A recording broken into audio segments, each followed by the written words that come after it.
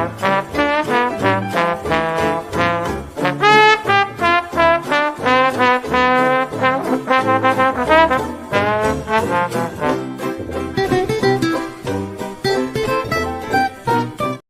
welcome to the Around the Ballpark podcast. My name is Mike Redmond, alongside my co-host Darren Redmond. You might see a lot of our faces on here, but we are excited. This is episode number 70, if you would believe, of the podcast. And what's cool is when a lot of you guys were on again tonight so far, we have Wrigley Dan, we got Tony, the baseball road tripper, we got our sponsor, Christopher Bennett on, our friend. But what's cool is back then, a lot of this was recordings, and now we are live each and every Sunday night. And so that's exciting that we get to talk real time on Facebook, on YouTube, and on X. So already a lot of you guys in the chat already. So thank you guys so much for joining us. But thanks to all our subscribers. Yes, tonight we're celebrating 2,000 subscribers, which is awesome. I did go back into the archives, and I saw September. The end of September is when we hit the 1,000 mark. So that is awesome growth in just a short amount of time. So testament to all you listeners.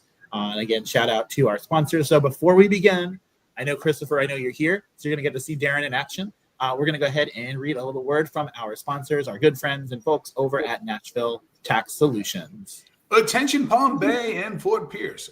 Struggling with tax issues? Whether you're behind on filings, dealing with a lien, or just need expert guidance, Nashville Tax Solutions is here to help. Their team knows the ins and outs of tax relief and is ready to fight for you. But don't just take my word for it. Listen to their clients. Chris Bennett and his team have saved me from a financial nightmare. They're knowledgeable, they're clear, and compassionate. Don't let tax troubles keep you up at night. Call 855-627-4829. Visit NashvilleTaxSolutions.com or email info@NashvilleTaxSolutions.com today. Nashville Tax Solutions, because tax problems deserve real solutions.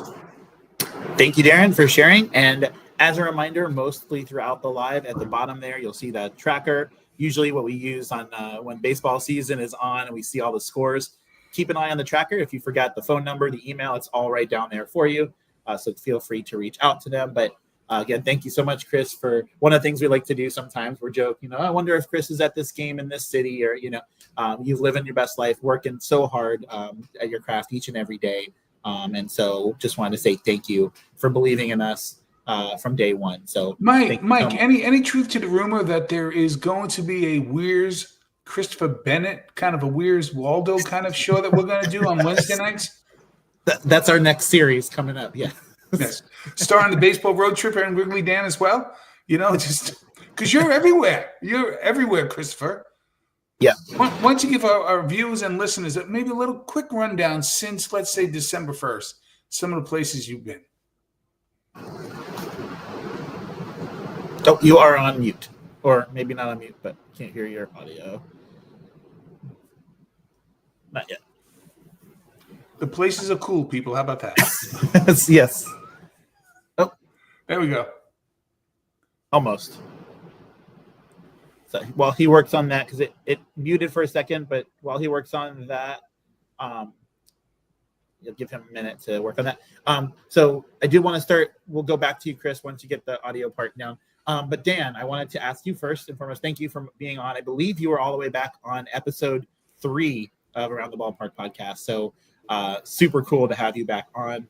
So I want to ask you, obviously, understand the results of didn't go the way you wanted for the Tokyo series. But let's start there. Let's start with the Tokyo series. And then, Tony, if you want to chime in right after with that. So number one, did you make it a point to watch it live? Was that doable for you? I don't know what time that would have been. And then number two, what did you like? Let's start with the positives. What made you happy? Well, once again, congratulations. 2,000. It's awesome. I brought my balloon to celebrate with you guys. Yes. I don't know how I'm going to share this with you guys, so we'll have to drink one day. I don't know. Celebration. Pour it in virtually. I'm ready. Yes. I woke up to see some of it because I am a teacher, so I do have to go to work. But I did see some of it. The positive thing is we're back. Baseball's back. And I like how Matt Shaw, he's a good guy. He's a beast. I like the new players we picked up, Turner and Kyle Tucker. The positive is we didn't get beaten that bad. No, we had a true. fight, so that was good. You had the lead early, especially in the first game. I thought you were going to win that first game. What were you, like 2 runs, 1 run, got into the fourth inning? Like, we got some life here. And then I went and get ready for work. I come out. I don't like the Dodgers. Yes. Now, are you able to, with your job, Daniel, being a teacher, how did you go about opening day, ignoring, like, not checking your phone? Obviously you're working and stuff, but like, did anybody spoil anything for you? Like, were you legit? Did you get to legit watch the game when you got home, or were you already? Well, I was able to see it on my phone and through my computers. Pretty much. Luckily, my first period is special, so the kids are in their specials class, so I got to have a good chunk of it in the morning. But after that, I just kept on looking the alerts to see what's going on. But I got cut the first couple of innings, but then in the end, I just got the bad news towards like the whole. I forgot what game it was. Bases loaded. We didn't get those runs in. But so I caught a couple of innings in the beginning, but then the rest is just alerts. Yeah, alerts. And Tony, before we go to you, Christopher, are you back up with your audio or still working on it? Oh no. We'll have to learn sign language. Put it in the comments. Maybe we can share. So while he's still working on that, so Tony, your same question to you. Your thoughts on that opening series, opening game? Did you watch it live or did you watch it at your leisure later? Because I think it was 5 a.m. my time, so that would have been what, 3 a.m. your time? Yeah, it was a bit early, so I didn't get to see any of it live. But first thing that I did when I woke up, before I went to work, looked at all the highlights, looked at the replays, and it was just nice to have some new baseball in the feed. I have some friends that were over there, so I got to get some pictures from them and got jealous of them getting the special opening series baseball. But it's always a joy to see baseball returning, because today it was 32 degrees here, so that means that warmer weather is on the way. Yes. Tony, I was thinking about you. What is your agenda for this year? What parks are you going to hit, and what are you going to be doing? Any Boston trip in front of you, or what? I don't, but the only one that I have planned is the minor league baseball and Major League Baseball series. So going to do the Sacramento game, and then 2 days later go to Tampa to see that ballpark and get to cross out. Oh, I like that. Oh, I like that. And what date are you going to Tampa again? I think it was the 5th of June. 5th of June. Okay. And that is so I'll take a look at that. I'm sure I can finagle myself over there. So yeah, well, he didn't say he wanted to see you. I'm just throwing it out there. Right. Not want to cause trouble. You know me. I'll go to the other stadium. How about that? I do feel bad because one of the things Eileen, my wife, and I were talking about, and it looks like Chris is going to be able to chat here in a second, so we'll get to you in just a second. But was Fergs. So Fergs is a big staple at Tropicana Field. And it's attached, or it's not attached to the stadium, but it's like right there. And so everyone pre-games there. So I can't imagine what business is like right now. But yeah, so I think it's going to be interesting. Unfortunately, the ticket prices are very high as anticipated there in Tampa. So hopefully you got a decent deal for when you're going. We haven't gotten tickets to a game just yet, but what do you call it? So yeah, keep us posted. Hopefully you get to, that's a good, 2 road games. How many on a regular season, how many games do you typically average in Minnesota? Last year was a down year, but usually somewhere between 20 and 40 games. Okay. Yes. And Dan says to say hi to his boy or his buddy, what's it called? Christopher Morel when you get to Tampa. So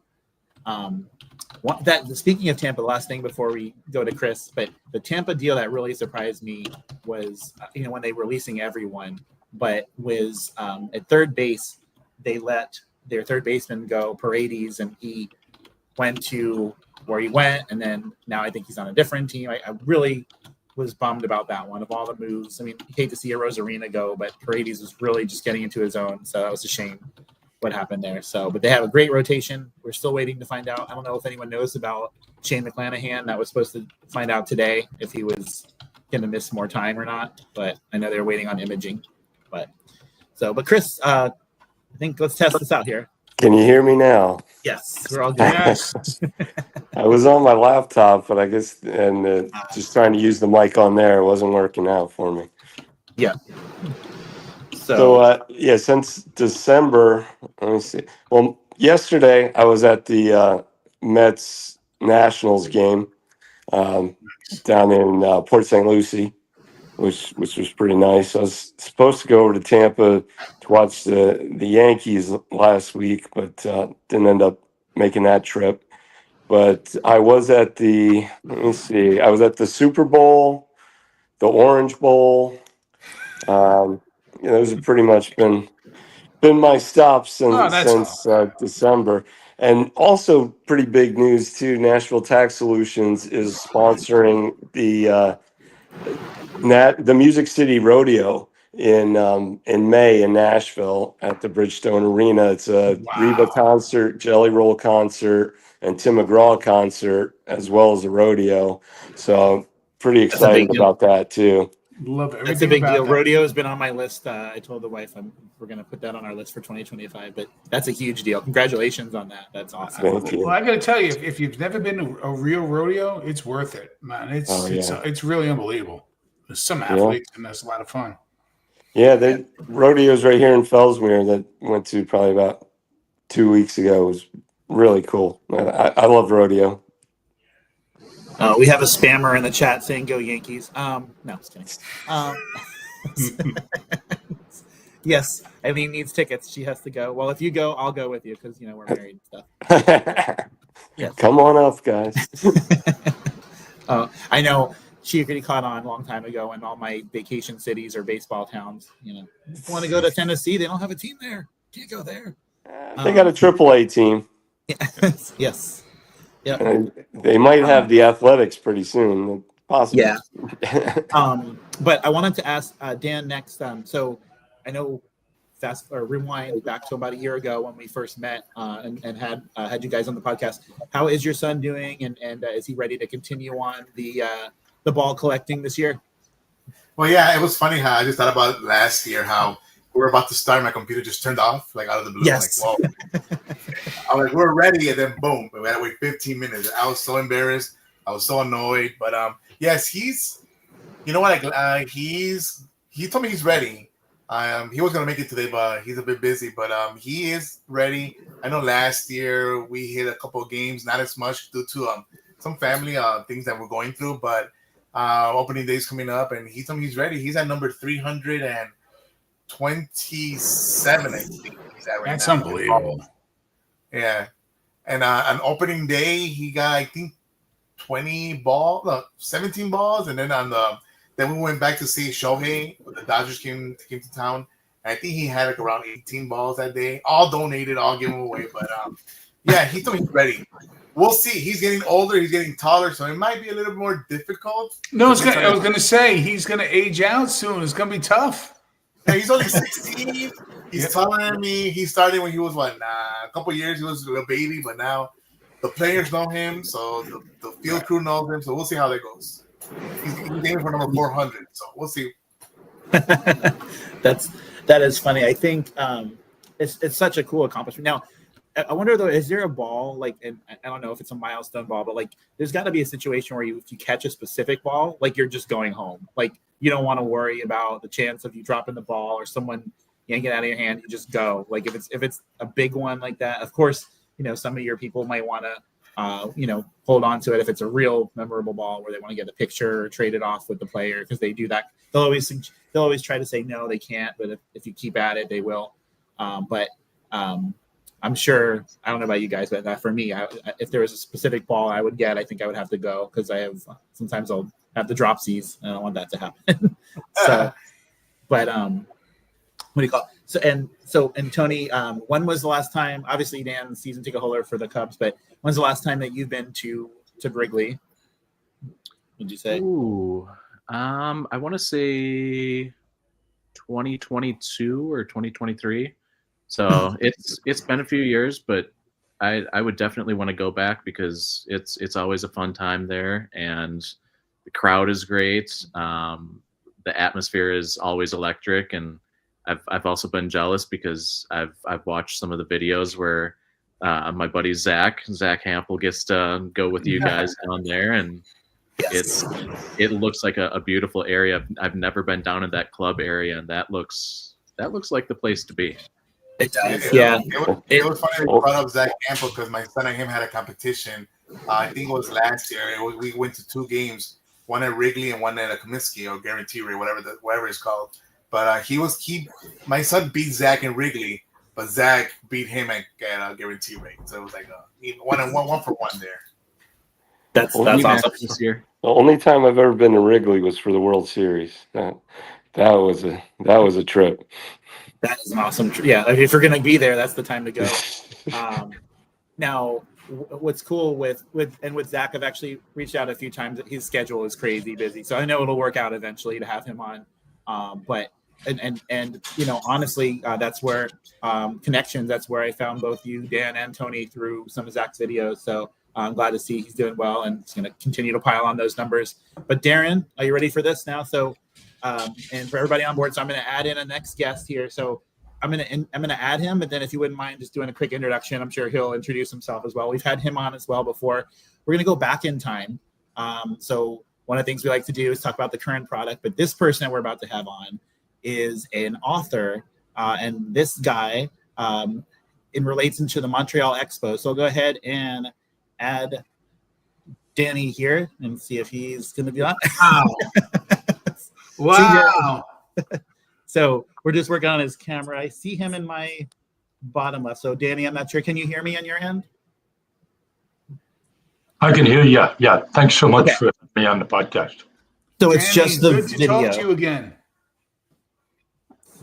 So we're just waiting on so we hear you, Danny. We just can't see you on your end. So Danny Gallagher is the man, the person, I would say, who wrote the book about the Montreal Expos. He's part of my everyday on social media. I say that quite a few times because people need to know how important their social media is. Danny, first of all, I got a bone to pick with you. Can you hear me? Sure. All right. We can hear him. Thanks so much listen, for having me. So is the reason anytime. why there's no video? I don't know. On your camera, maybe you have the cover over the camera by accident. That sometimes happens. I will tell you this, though, Danny. So I want to get a Montreal Expo jersey in the worst way, right? Because I have a lot of jerseys. I wear them on the show all the time. But my gosh, since you started putting out your social media and your books, the price has gone so up. You go on eBay, they're expensive as all heck. It's like the most expensive jersey out there. Yeah, the popularity of the Expos is still there after what they left in 2004, 21 years later. But the merchandise and the sale of the hat have been pretty good over the years at different outlets, whether it's Lids or whatever, you can get it online. But the situation with the Expos from 2004 to 2012, there was no talk about any possible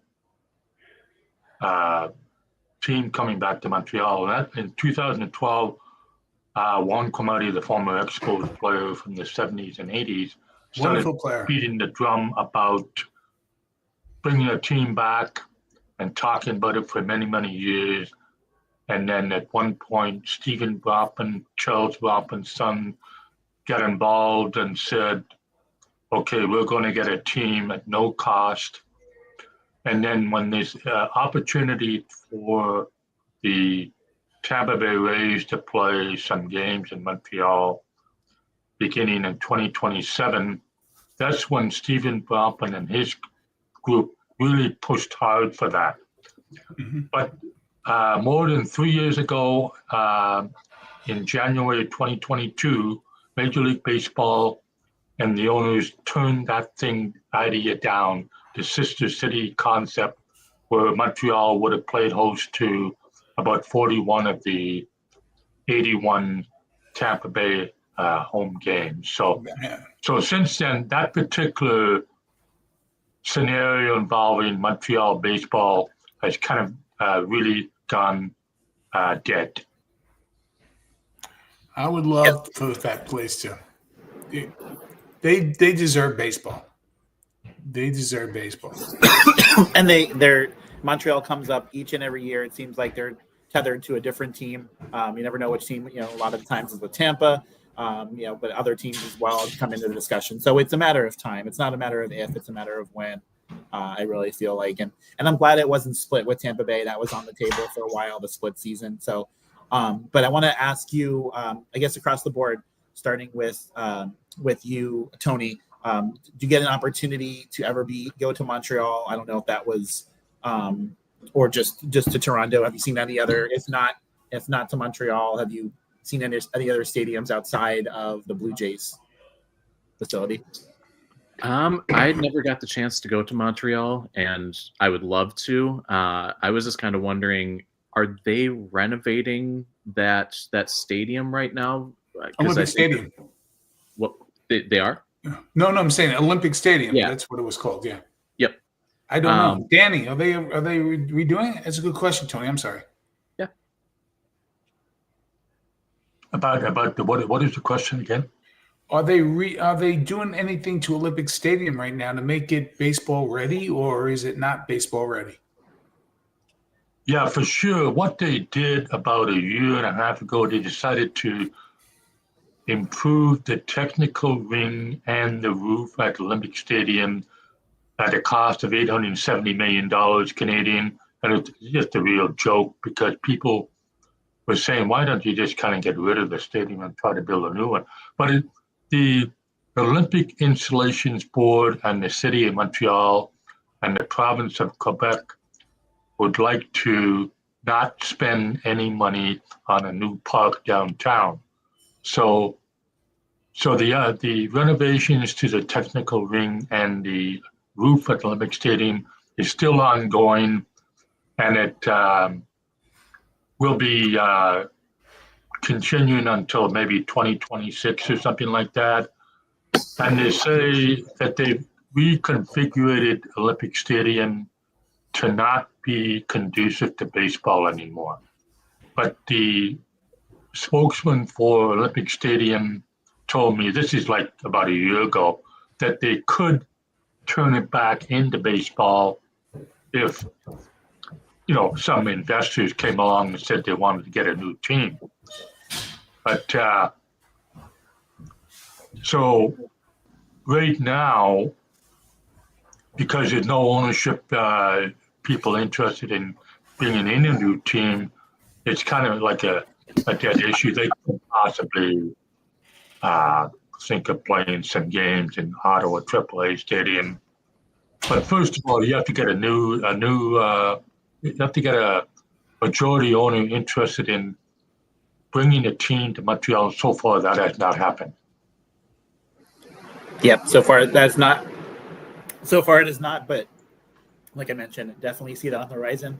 Did want to ask you, Christopher, next. I know you might have to go a little earlier, but what I wanted to ask you is, just on the horizon, we talked to Tony a little bit about where he might be going, and Dan, obviously season ticket holders, so he's going to mostly be in Chicago. But any other big sporting trips as of now that are planned for 2025?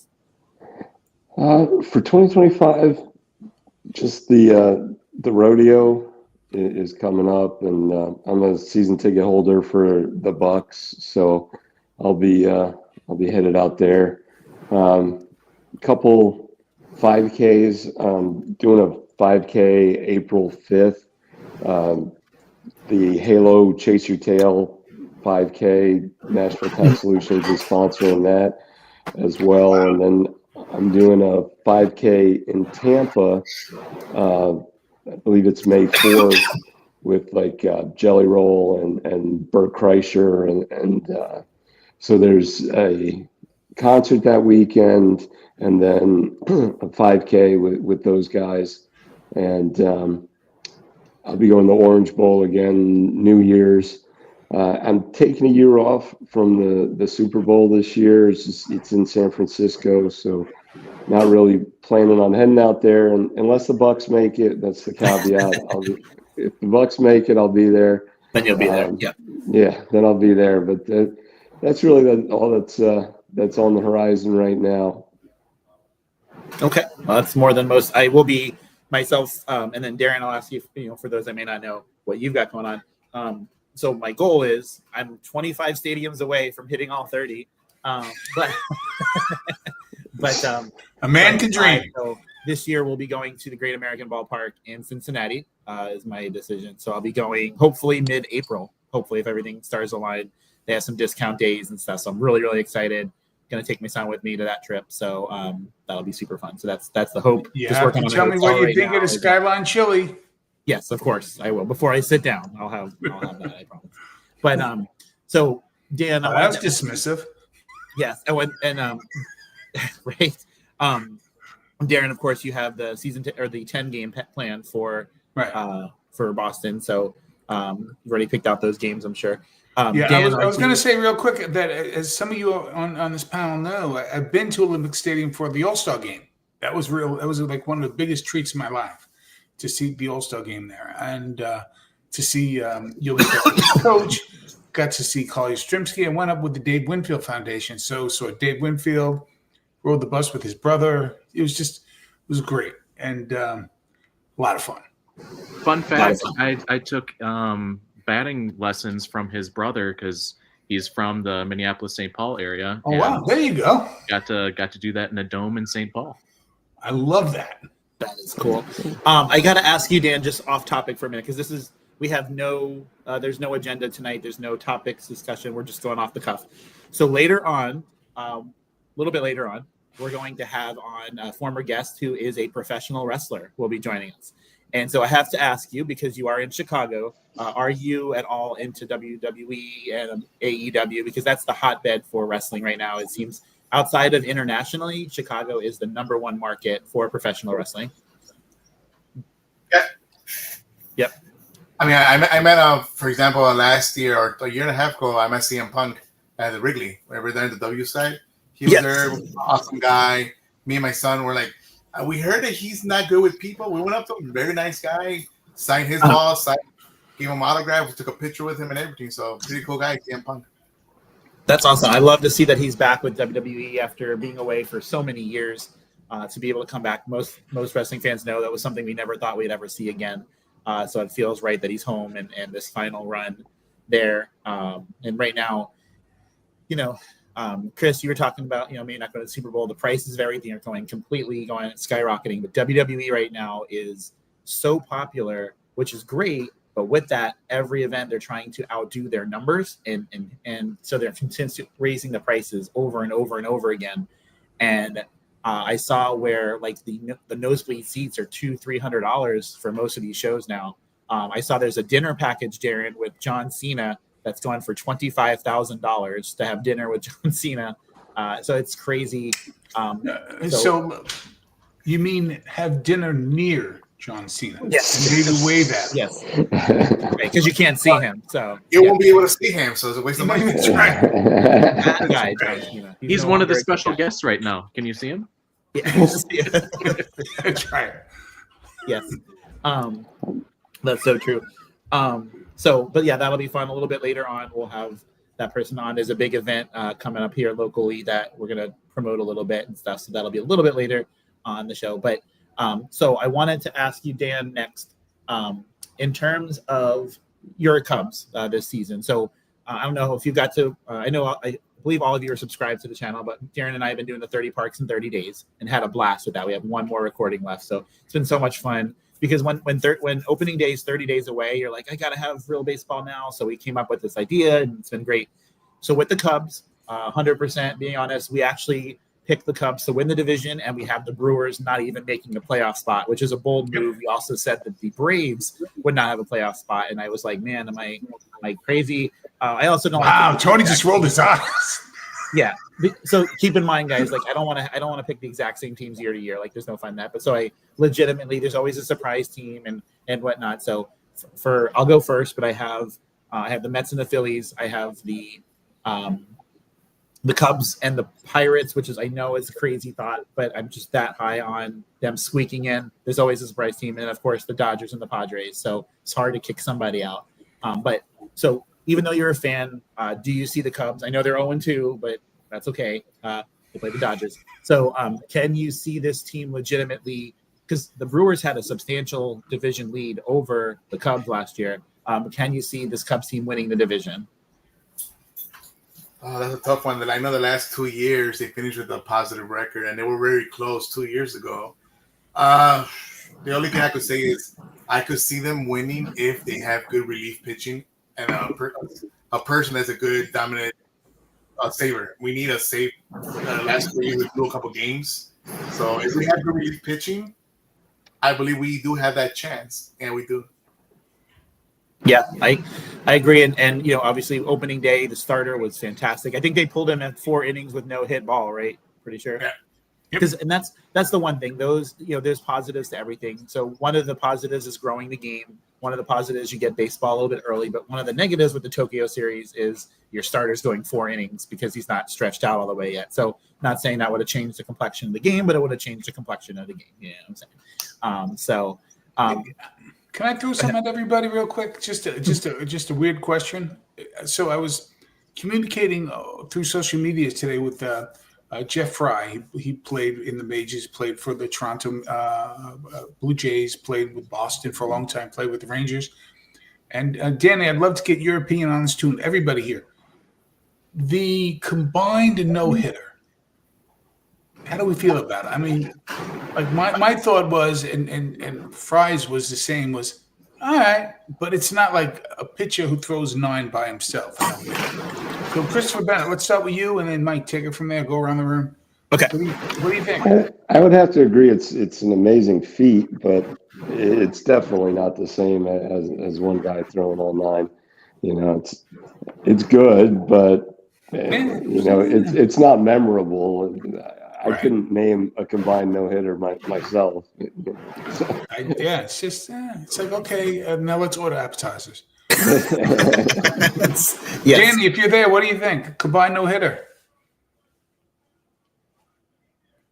Danny might not be with us. Mike, how about you? Then Wrigley Dan, and then Baseball Road Trip. Go ahead. Yeah. So for me, it's just there. If you were to list the no hitters, it would be like tied for last. So perfect game. But so combined no hitters, it happened. But and I know we're in a day and age where pretty much if you have more than 2 walks, you're not going 9 innings, no matter what you're doing. So for me, it's just a cool and move on. It's like a tie in spring training to me. Yeah. So, Dan? Yeah, I know with the Cubs, we had 2 of them a couple years apart, and I wasn't very excited. I'm more old school. I like how the pitcher will last 130 pitches and do the actual no-hitter or complete game. But now it's like they only pitch 6 innings and you're out and pick the other person. So I wasn't a big fan of it. They did it twice. I think they did it last year, I believe, and a couple years ago before we lost 10 in a row. But yeah, I'm not a big fan of it. I still really want to see one in person, so I'll take what I can get. But it's still not going to be – I would much rather see one pitcher do it. But I was wondering, Darren, so let's say it was your beloved Mets. Sure. Would you rather see and celebrate a combined no-hitter or one that one pitcher pitched but he got the loss? I love that question, and I have an answer for you. And that is the Mets did throw a combined no-hitter around 3 years ago, and who cares? Okay. And there was one pitcher who threw a no-hitter. He threw a no-hitter and up until like the 11th inning. Haddock, I think, with the Pirates, and then he lost the game. One hit he gave up in 11 innings and lost the game. I'm not a big, it's like it's a group project. I mean, it's nice. It's nice, but kind of let's move on. I saw one no-hitter, and that was Tommy Green. He no-hit the Expos in May of 1991. But I've been part of writing all my books, talking about some of those no-hitters that Pedro pitched 9 perfect innings, but he never won the game, and Mark Gardner pitched 9 hitless innings, and he never won that game. Mm-hmm. And of course, the big one, Dennis Martinez, the perfect game on July the 28th, 1991. Yes. And Charlie Lee pitched a no-hitter for the Expos. David Palmer and Pascual Perez, but they pitched no-hitters, I think, for 5 innings, and then they it was called. They were called because of rain. But there have been a few no-hitters involved in the Expos. So let me throw this question at the panel too. We got one more, and then I promise I won't talk again until the next thing I say. What do you, out of all the big records in Major League Baseball, and whatever they are, we can all kind of quibble what they are. Which one do you think is the most impossible to break? I would say Joe DiMaggio 56-game hitting streak. Like, nobody's going to break the Ripken record of consecutive games. Joe DiMaggio 56 games. That's one that's possible. Okay, I'll go next. I'll go with. I don't think anyone can be as bad as Armando Benitez in the bullpen coming back out of it. Wow. Boy, that was brutal. We'll go to you, Chris. I would say 70 home runs without an asterisk, and batting 400. It seems like that's been pretty elusive since Ted Williams. Okay, and Dan. Well, I would say some of these records with asterisks, like Chris said. I know Eric Gagne had that streak of all these saves, but then he had an asterisk as well. So I would say the most cleanest one I would see, hopefully, catch up to him on the Ricky Henderson's stealing record. That's true. That's a good one. Yeah, I know either Cruz has a chance or Ricky Henderson was a beast. So I would say his record. Yeah, and Tony, before you go to you, my real answer, obviously that was too kidding. My real answer would probably be consecutive game streak with Cal Ripken. Now everybody gets injured all the time, can't get out of spring training without 150 injuries. So consecutive game streaks would be mine. Up to you, Tony. I think Danny hit the nail on the head. And also Mike, Armando Benitez still haunts me as well because I was a Robin Ventura fan. So I was a Mets fan for a couple years, and he killed me. But besides that, I think just a starting pitcher, it's not necessarily a record, but a starting pitcher getting 300 wins now looks darn near impossible with the way that they're scheduled and with the way that, management is really cautious on their arms. It's going to take a lot for a modern guy to hit 300. Yeah, no, that's true. And Darren, rounding it out. I think the one that will never be broken, and I heard Pete Rose say this years ago, and I have to agree with it, is Johnny Vandermeer. He threw back-to-back no-hitters. So to actually break that record, you'd have to throw 3 in a row. Wow. Okay. Yeah, that's a good one. Can't argue that. So I did want to, before we move to the next topic, I did want to also, since we still have Danny on, I'm not sure how long you'll be able to stay on, but Danny, I believe, correct, author for 10 different books, correct, including the one I'm going to show here on the screen, Blue Monday, the Expos, the Dodgers. Oh, I love that book. Everything. I know that, Darren. I know that's one of your favorites. So, but Danny, I just want to ask you: is there an 11th book on the way, or are we at the 10? Do you have anything else coming out soon? Yeah, for sure. In 2026, Dundurn Press at Toronto is going to publish my 11th Expos book. It's called The Tragedy of Willie Davis, who played for the Expos in 1974. He had a long career with the Dodgers. And then I've got about 6 chapters on Willie Davis, exploring him about his time with the Dodgers and some of the misfortunate things that happened to him. I talked to his first wife, who gave me a lot of scoops and nuggets. And probably without her, I probably wouldn't be writing much about Willie Davis other than one chapter, which is the niche I have in my books, to write one chapter on all the players in that particular book. But Willie Davis, he's got 6 chapters and another chapter later on about his one of his sons that nobody knows about. So, so the subtitle is "And More Expo Stories." So there's about maybe 40 chapters in all, and 6 on Willie Davis, and about 40 more on other different players that have played for the Expos over the years. So going back to 2020, I was kind of doing, one book a year and doing vignettes, as I call them, or short and long stories about different players, executives, and so on.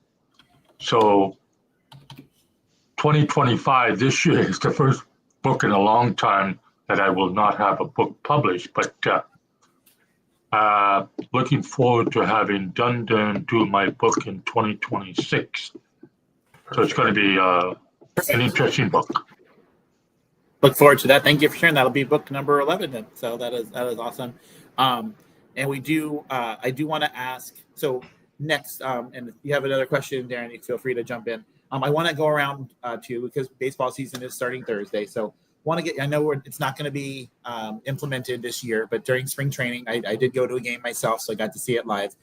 Quick thoughts around the horn on the instant replay in terms of balls and strikes. But before I do that, I'm going to go ahead, and our next guest is about to jump on as well. So we're going to have a 7th box here on the screen.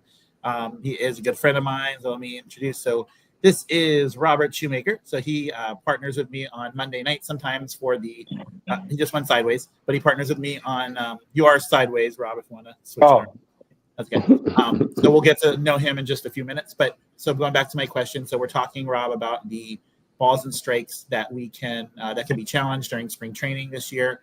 So I want to get your quick thoughts around that.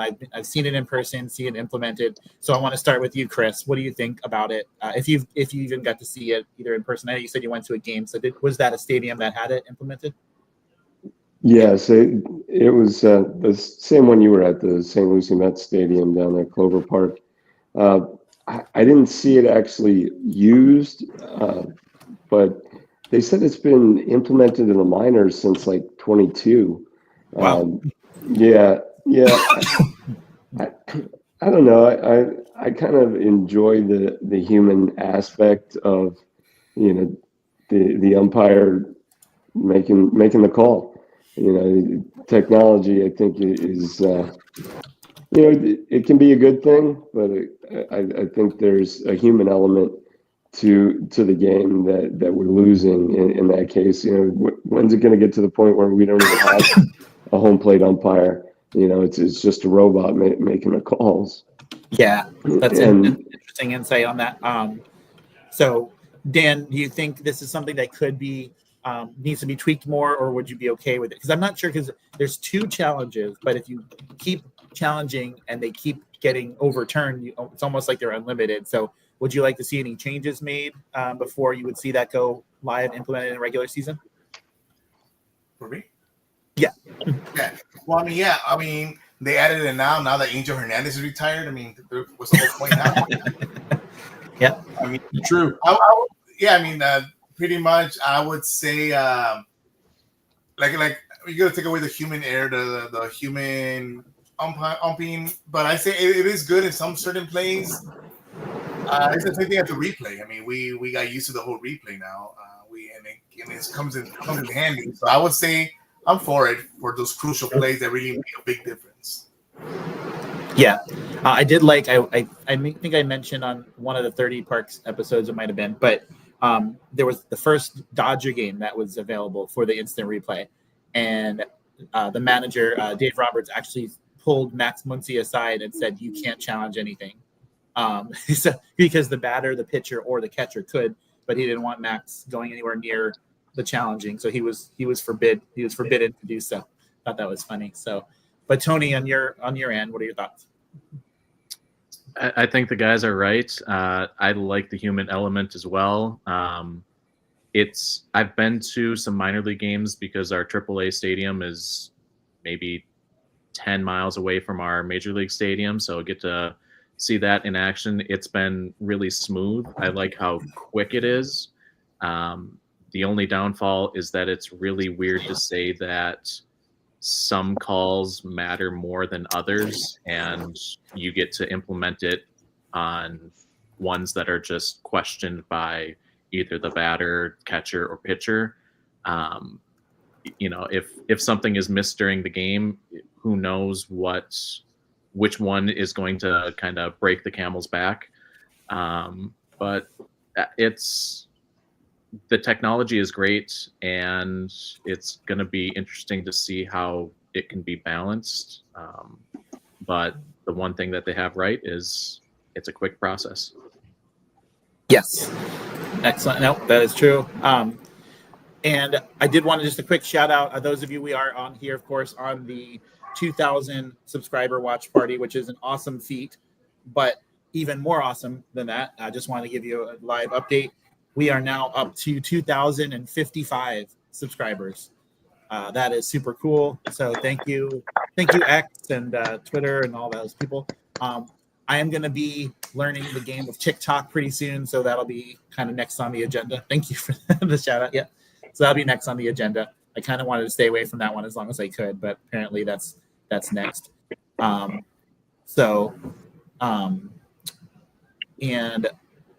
in town for that game. Oh, it says Darren has spoken to former guest Christopher Gabriel and hope to see him in town for that. Oh, that's in the okay. Robert has joined us as well. And Robert, let me just give you a quick run around on who is here. So we have Wrigley Dan here. So Wrigley Dan was actually our third ever guest on episode number 3. This is episode number 70. And him and his son have season tickets at Wrigley Field in Chicago. So they go to all the Cubs games that they can go to. And his son actually collects balls that are thrown to him, either foul balls or thrown to him or whatnot. So he's got a nice little collection there as well. Baseball road tripper Tony Voda is a great friend of ours. He's actually co-hosted with me a few times from Minnesota, big Twins fan. He's visited all 30 stadiums, and most infamously for getting able to attend a day-night where he went to Boston for the Boston Marathon baseball game and flew over to California to see the Dodgers that same night. I love that. Super cool. Christopher Bennett is, my guy, and National Tax Solutions, believing it from us from day one, with under 100 subscribers. But don't just take our word for it. See what some of his clients have had to say. Yes. It just comes out. We have to spit that on there. Or just look at, if you don't take our word for it, look at the ticker there at the bottom of the screen. And then we also have his camera's not working, but we also have author Danny Gallagher, who's written 10 books on the Montreal Expos. The Google of Expos. The man knows everything there is to know about the Expos. About the Expos. So, thank you. Fun it's panel. Just the truth. Yep, it's just the truth. And Rob, I was sharing with the crew. So one of my goals is to attend a different stadium each year. So I'll be going to Cincinnati this year as my 6th stadium. I'll be going to the Great American Ballpark in Cincinnati. So super cool about that. So, but Rob is a great friend of mine, also big football guy, big Cincinnati Bengals fan. And do you watch a lot of Reds games when you can here and there, or are you mostly more football? Mostly football, but I do watch Reds every now and then, yes. You All did. right, Rob, Okay. I need to ask a couple of questions. Can I ask a couple of Bengal questions? Is that allowed here on this night of 2,000 subs? Yes, I mean, yes, we're gonna have a mass wrestler coming on soon, so anything's on the table. Excellent. So a couple of things. One about the Bengals and then one about the NFL. You made some unbelievable offensive acquisitions, but they tied up a lot of money. I'm a big Bengals guy. I'm a Jet fan, unfortunately, but the Bengals are one of these teams because of Boomer's size, and I'm a big fan. Play for the Jets, play for the Bengals, so I follow the Bengals as well. Do we have enough on defense to really compete this year? You know, that's been a story for about 2 years now, but unless they strike gold in the draft, I don't think they're going to have enough to really do anything for free agency. I don't think they're going to have enough to do anything unless they develop the guys. So we'll see what we got now. Golden, I know he's good. He's definitely a good coach. But we're definitely going to have to develop some guys. Some guys are going to have to step up. I agree. And the second question I have NFL was, and it's funny, we were just talking about the automatic strike zone. So my baseball fans, I know a lot of you also into football, they're thinking about the first down markers now being done computerized. No longer, the out of shape guy holding the yardstick, because that really is arbitrary, right? If you think about it, you could be off an inch and you turn the ball over, you lost the game. What do you guys think about it? First, starting with you, Rob. What do you think? I think that it's a good idea to start thinking about using computer AI or something on the cameras to start calling some of these calls that they do, like pass interference, holding, face masks, instead of leaving it up for opinion, I guess you could say. It leaves less room for error so that you don't have all this rumor of going around and saying, oh, well, this is rigged, this is set up, kind of like WWE. And it'll calm that down a lot, but I agree with it. Anybody else? One of the worst injuries I ever saw at a football game was one of those line judges got taken out by players. And it's a dangerous job out there, man. It's crazy.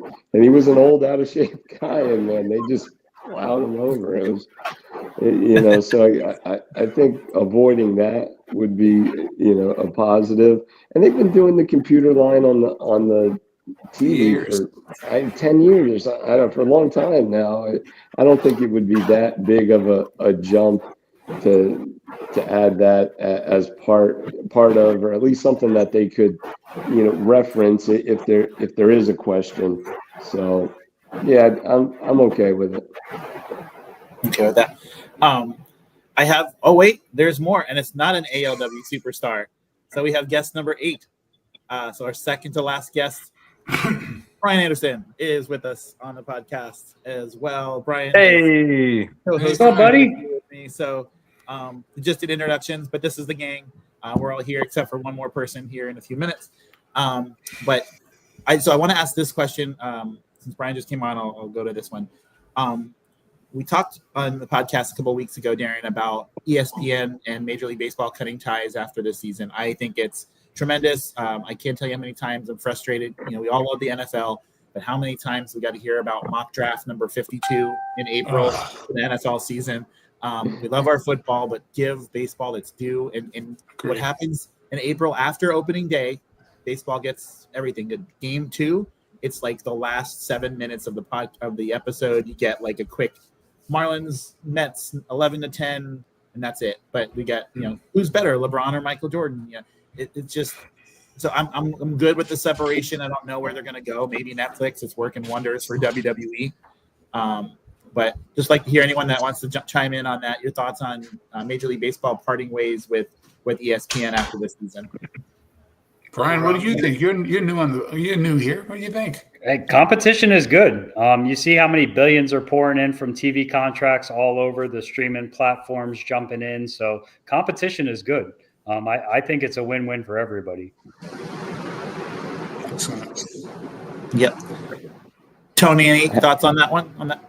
Yeah, I know my Minnesota Twins. They just are finally out of their TV deal. They had that through Bally Sports, and that whole Diamond Sports Network kind of was a big fiasco with Major League Baseball. But we're finally going solo, so the Twins will own it. It'll be a standalone app. You can get a yearly pass, and you can watch it, which is, I think, the right call, especially for not the huge market teams, not your New Yorks or LAs. It's worked wonders for the NBA for getting some of the fanship up in some of the markets that are kind of waffling. I just it's going to be a bubble that bursts throughout all of sports just because of how big these contracts are. At some point, I mean, ESPN obviously doesn't want to spend billions for baseball when they're already spending billions for football. It's a bubble that's going to burst, and I think if teams can control their own fate, that might be the best thing for the teams and for the league. I can't argue with that one. Anyone else have comments on that before we? Yeah, I always get pissed off at ESPN.com. I never see that baseball MLB thing in the top. It's always football, NBA, anything. They have to actually open the browser and search MLB, click on it, and then it opens up. They never have baseball up there. No, never. Yeah. Every other sport, baseball, you have to look for it. So I'm happy about it. And same with NHL. I'm a big hockey and baseball fan, and those are like the lowest two on their radar. Yeah. Doesn't Apple like I have was some telling, games we had too? a podcast a week ago with the Edmonton Oilers, our first hockey podcast, and I was sharing. I was like, I really want to get into hockey more, but I can't find it. I don't know where to. It's so hard to find. You really got to dig to ESPN 6 or something. It seems like. I'll send you my link. Seriously, I'll send you my links. Yeah, that would be appreciated. Okay, just checking my link here. Waiting on our final guest. Hopefully he'll pop in here. But if not, maybe he has the mask on too tight and can't remember. But hopefully he'll be back on here shortly. Hey, Mike, I sent you that picture of me and CM Punk, so you can show the wrestler that picture. So. Oh, okay, cool. I will. Instagram, yeah. Yeah. I really hope he can get on. I know he worked this evening and was trying to get right on, and he saw the message, so we'll give him a few more minutes with that to see if he can pop on. But I wanted to ask one final question that I have, and then Darren, if you have anything else, as we start to wrap up the baseball talk here. 2025 for Major League Baseball is going to be a huge year. Last year really felt like the momentum is really picking back up. In terms of the popularity and game attendance and ratings and all that kind of stuff. But when you're thinking about this season, we always like to think about, okay, we know the Dodgers are going to win like 100 and some odd games. It's a bit ridiculous how stacked they are, and the freeloading, the contracts that are still, I think Ohtani's only making $2 million this year, something like that, and then it's all going to be towards the end. But if you were commissioner for a day, I'd like to ask this question. Because a lot of changes we look at, like, just leave the game alone. But if there was one change that would be beneficial in 2025, what would that be? I'll go first real quick. It would be to market your talent, and I've said this before, but market your LA De La Cruzes, market your Paul Skeens, market the people in Minnesota, in the smaller cities that I would say in Tampa, but they'll trade them by the time it airs on TV. But like, market the rising stars in your smaller markets. That would be mine. So I'll go with you, Dan. What are your thoughts on that in terms of what can be done to take it to the next level? Get rid of the White Sox, number one. Wow. No, I would definitely say. Yeah, right. I would say I know it's a loophole, but I would get on top of that whole back-ended contract thing. I don't think it's fair, to be honest, what the Dodgers are doing, and pretty much it's like how the NBA did it. They finally got onto it, and they did a new whole. I forgot what happened 10, 15 years ago, but I would say no more back-ended contract. Like, I would say just do it on the books, right in the spot, no loopholes. It's interesting. Seriously, everybody made fun of Bonnie Bonilla and that whole contract. Really, that's all this is. Everybody just did that. That's all it is. Yeah.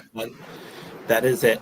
Brian, let me ask the same question. Is there something that you feel like would make you watch more regular season games? Because in person, everyone enjoys it in person, right? But the average fan really wants to be there, or they watch when the playoffs come on. Like, is there something that can be done to get you to watch a game on a Tuesday evening if you didn't have something going on?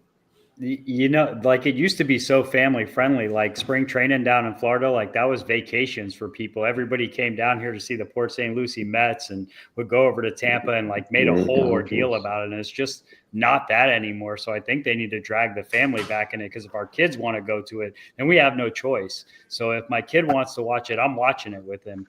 And I just think it needs to be marketed more towards the kids and getting them in. And the Dodgers, they haven't been relevant since Tommy Lasorda and Slim Fast. So the fact that Magic Johnson went there with his checkbook, it just kind of makes sense now. It's LA and New York are always fighting, and then Boston gets in the mix every now and again.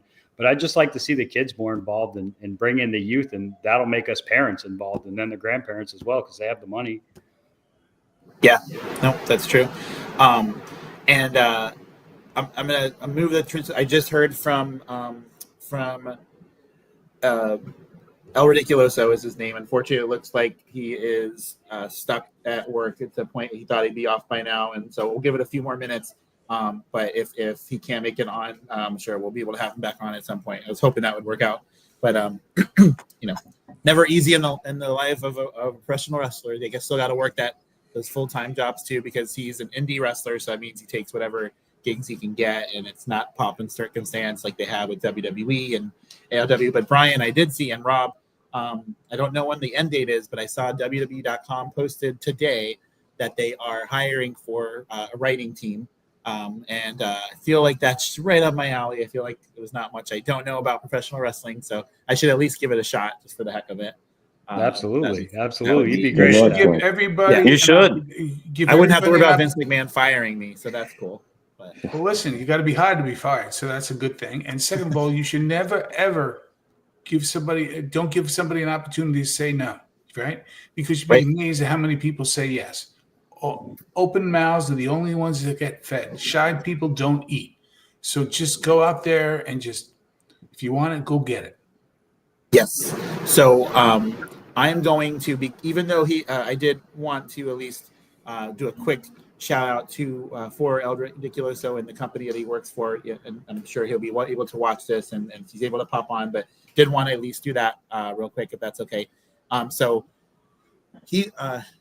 El Ridiculoso works for, it's called Atomic Legacy Wrestling, ALW, and this is a promotion that is located in Central Florida.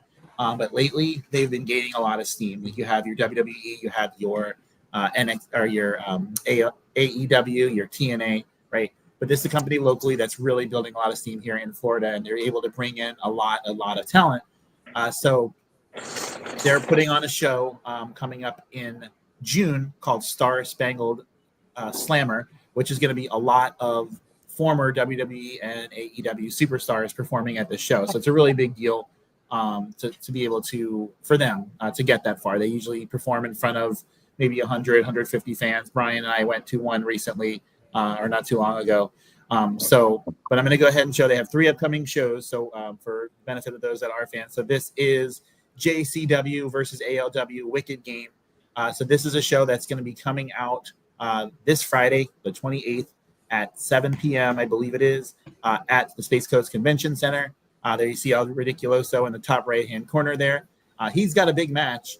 Huge match. Do we know who his opponent's going to be? That is the question. Yeah, it's not Mario. It's the other guy. It's Luigi Primo that makes the best of pizza. So El Ridiculoso will be facing Luigi Primo here at the Space Coast Convention Center this Friday night. The VIP doors 8:45 or 5:45. General admission shortly after. But what I also wanted to show, but the big deal here is their show that they're going to be doing. Not that one. There's a big show they're going to be having here, and let's see if I've got it. If not, I will find it. While you pull that up, if you get a chance to see the Instagram of the Luigi guy, and that's probably what El Ridiculoso is doing, is learning how to make pizza, because he'll be the best pizza maker. Watch this guy wrestle. He's got dough and he's doing things with it you shouldn't be doing with it, and kicking butt while he's making pizzas, and it's just ridiculous. And it's just fitting that it's El Ridiculoso versus the pizza man.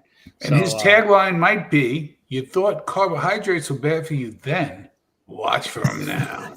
He's seizing that pizza opportunity, so that'll be a good one. Yes, that will be a good one. And here is the last promo I'm going to show you.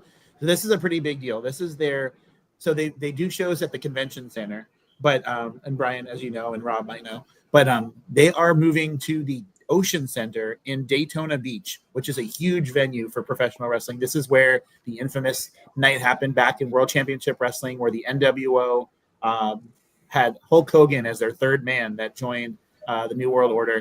So anyway, so at this show, for those that may know, we're going to have Zack Ryder, we're going to have Dolph Ziggler, Shelton Benjamin, Odyssey Jones, of course, El Ridiculoso, a lot more names. Alicia Fox from WWE is going to be there.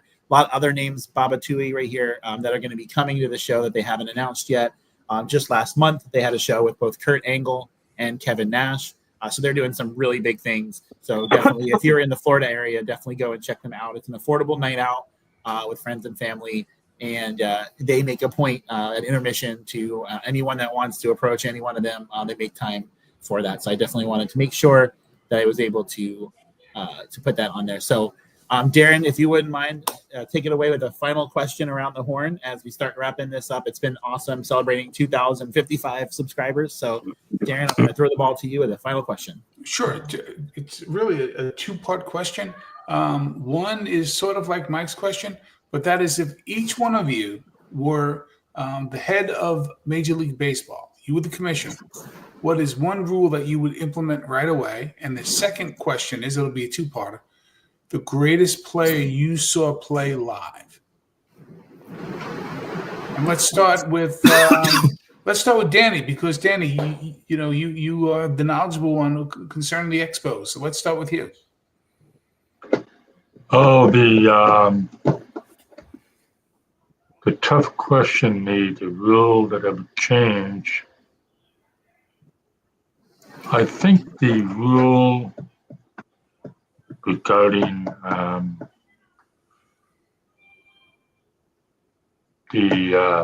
they need to cut down on the instant replay. There's too much of that going on. Gotcha. And the second question I forget now already, Dan. What? Well, you saw them all. Who's the greatest player in your mind that you saw play in person? In person is the caveat. Oh, yeah. So in the early stages, when he didn't put weight on or get into steroids, I would see Barry Bonds play in Montreal with the Pirates. And Pirates, he was just a kind of a pretty good player, but very thin. And, later on, he just got his face tripled in size, like a tree stump. But probably the best player I ever saw would have been Junior Griffey when he played with Seattle and Cincinnati. When I would see him play in Toronto, Junior Griffey, definitely the best player I ever saw. Can't go wrong with that. Mike, how are you? Mike, you're next. Oof. Okay. Great question. I'm going to stay in my era here. Like I've seen on TV and stuff. I'm going to say in person. I got an opportunity to see Clayton Kershaw pitch in Vero Beach, right there, and just blow away everybody. And so I know that's like last 15 years, but in person, not on TV, that would be my answer. He just was that good, and I don't think was appreciated enough in his. I mean, he's still in his time. He still has another year here with the Dodgers, but he is without a doubt number one for me. Rabanero, the great Robert. The best. I have honestly, I've only been to a AAA baseball game. No, seriously, pick football then. Seriously, pick football. if that's your love language. Did you say Ryan Leaf? Okay, that's his answer. Hey, I had him on my podcast. He's a very good man. Yes, I know you did. Yes. In football, in person, I believe that would be. Oh boy, that's because I've only been to one game live too. I'll have to get back with you on that one. All right. Okay, drop it in the comments. Wrigley Dan, Brian Anderson, then Baseball Road Tripper, and then Chris. You're going to end it all, my friend, because you make this happen. We couldn't do this without you. So we're going to do that order. All right. I would say the rule that I would change is take away that second base runner. Take that away. Yes, that ghost runner softball rule nonsense. Get rid of that. Yeah, definitely taking it away. And I would say I was blessed to be at the 2003 All-Star game in Chicago. So I saw most of these guys play, but I would say this maybe looking at Ichiro Suzuki play is something awesome, and Barry Bonds as well, before the whole deal. But I would say the All-Star games, pretty much everybody was there. So I would say Suzuki and Ichiro. Great choice. Great choice. Brian? Yes. So I don't condone steroids or performance-enhancing drugs, but I will say that brought more fans to the game that period. And being a fan of Mark McGwire and seeing when he went from skinny Mark to ripped Mark and just waylaying it out of the park, and the Sammy Sosa thing was not a great time for the sport, but it was a great time for the fan. If we could have some XFL style MLB where you could do that and it wasn't a bad thing and there was some sports entertainment to it, I might like to see something like that. The one thing I'll say about baseball is I think the All-Star game there hasn't really lost it like the rest of the All-Star games in the major sport leagues. So I'll take my hat off to him there. I'm definitely not an expert in it, but I'm becoming more and more of a fan because every time Mike says Mets, I say Yankees. So we're getting more and more involved into it. Dan?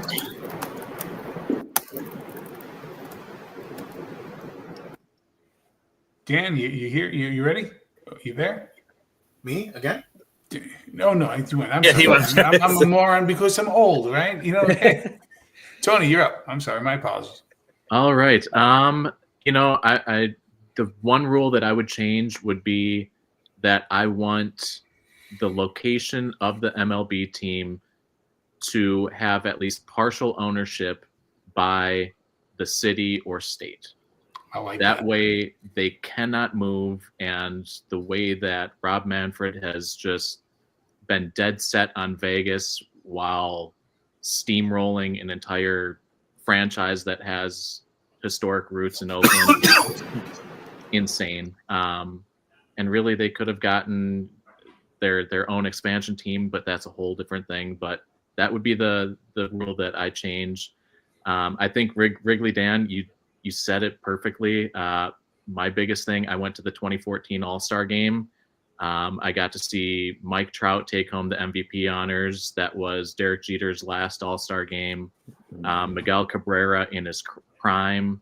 So I think that those guys, you can't beat better hitters than those. The one that I got to interact with in a less than fortunate way would be that Shohei Ohtani 40th home run that I dropped. He might be the current biggest name. He could be the greatest player that we'll see. And then wearing the Minnesota Twins uniform, I grew up in the days of Kirby Puckett. Named my dog after Kirby Puckett. He could hit. Oh, yes, he could. Yes, he could. For me, I have Manfred is a disgrace.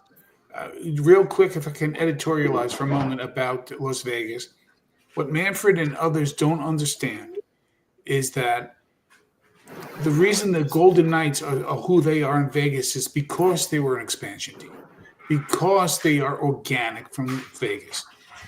The other teams that come in there, it's just going to be people coming in on vacation, going to see. You'll never build it that way. So it's playing the fool's gold.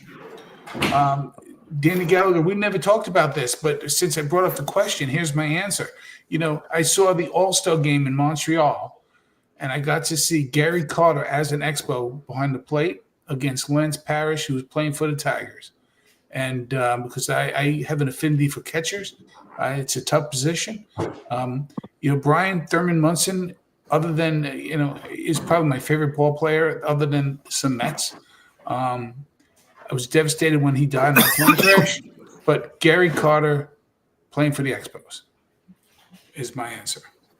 All right. And we got Chris is up last. Great. Yep. So Yes. a couple things. I would like to see expansion back in baseball. Adding a couple teams, I think, would be helpful. Rule change. I'd like to see the pitchers hit. I enjoyed it when the pitchers were hitting. I thought that was cool. Yes. I don't mean to cut you off, but could you imagine us not having that Bartolo Colon moment of him hitting the home run, taking an hour and a half rounding the bases? Like, that was fantastic. Hey, listen, he got winded. He got winded. He did. And in terms of the greatest players, a couple cool ones for me were Adrian Beltre and Alex Cora when they played in Vero. When those guys were an A-ball. That was pretty cool. I was a bat boy for Cal Ripken Jr. and Mark McGuire the year him and Sammy Sosa went back and forth. So I would say those are probably the best. I went to the World Series this year, so I got to see Ohtani, but he was hurting in the World Series. But yeah, those are some of the greatest guys that I think I've seen. And Donnie Baseball is my favorite player of all time. I don't know if he was the greatest, but he was greatest to me. So he was great. Yeah. Yes. Well, great answer. Thank each and every one of you. The time, it's already it's that time. Time flies when you're having fun. This is a blast. I don't take it lightly to be able to have 2,000 subscribers. And honestly, to everyone here on the panel, if there's anything you guys graciously come on, at a dime's notice sometimes, if there's anything we could ever do for you, please reach out. We definitely want to return that favor if we could. But it means so much to me to have this part of my week. So much going on in the personal life, and just being able to have this outlet has been fantastic. What started as just two brothers having a good time talking baseball and making time to talk has turned into something wonderful. So we definitely want to keep those lines of communication open. So as we wrap things up, just a cool little thing. I don't know if you can see, I've got the Around the Ballpark t-shirt that I had ordered, and now we have the Around the Ballpark coffee mug. So not for sale just yet. I'm still kind of, that kind of thing. It's more for merchandising. Of course. I got the shirt. Yes. Of course you do. Yes. And the hat. He has them spread out around. Oh, there we go. Wrigley Dan. See? Yep. Guys, bring your merch. I got the gold necklace too. So thank you every one of you for joining us here tonight. Oh, we got Tony's going to show us his. That was one thing I loved about that first episode with you, Tony. The original one with just the background, was just so much memorabilia. So yes. Let's see what we got. Were you going to show us something? Or ooh, okay, like that. You win. That's beautiful. Yes, that is super cool. So thank each and every one of you guys for taking the time tonight. I do appreciate it very much. We will be back this Thursday live. Remember to buy Danny's book when it comes out, folks. Please. Yeah, I will send you the info for that.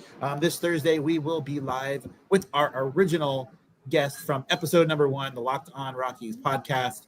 Paul Holden will be joining us on Thursday. So looking forward to that. And so until next time, folks, we have one more episode of 30 Parks in 30 Days coming out soon. But thanks each and every one of you guys. And until next time, we will see you around the ballpark. Around the ball.